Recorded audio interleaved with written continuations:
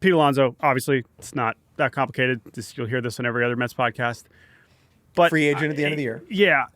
Again, I don't expect them to, unless this is happening in the next week, which I doubt. I don't think they're going to extend him. So we've heard very little extension buzz relatively around Pete, and I'm skeptical that he will get an extension just because he's Boris now. So Scott Boras hates extensions. Yes, but as Steve Cohen fairly pointed out, he's like, I'm not worried. We brought back Nimmo. We brought back Diaz. If they want Pete, they'll pay for Pete. Yeah, exactly. And I've been pretty consistent saying they should. And maybe that, I don't even think this is a question. I just think that replacing what he is capable of is so hard. And to me, it's as simple as if you are willing to pay that much to keep Nimmo, Pete shouldn't even be a question. Yeah. He is absolutely should be the guy to keep. Is there a scenario in which they suck hard and they trade Pete and then they just sign him as Winter? Yeah. Or try to pull that off. I think that's definitely in play if this team is bad. Because holding on to Pete for the second half of this year, if they're bad, think about what a team would pay to have him in the middle of their lineup. A contender. No, I know. Oh my God. But that's why obviously I'm sure teams tried this winter. Yeah. And they were not willing to and the fact that they didn't is not just the fact that I'm sure they do want to keep him long term, but that's my other big question. Just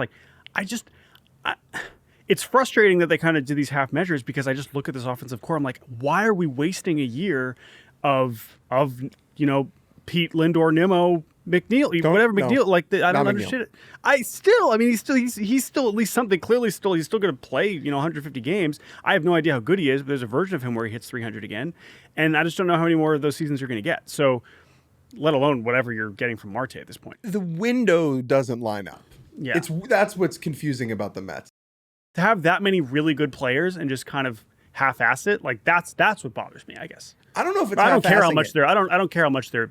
Is it half-assing it, or is it David Stearns trying to David Stearnsify? Yeah, and I'm not saying that. That's the thing. I don't know if I'm not saying they should have. Of course, they can't decide whether to sign Ohtani. They clearly tried to sign Yamamoto, and they just didn't. So maybe they were trying harder, and it just didn't work out. So I don't think they did a terrible job. It just looks a little strange. But it also creates a very weird energy. Yeah. This season where for expectations, the expectations around this team from the fan base are lower. Yeah. However, there is more confidence in the organization than there has been in a long time. Steve Cohen, he talked to the media recently, or I think over the weekend. He was basically like, "Yeah, I'm feeling good. Our farm system looks great.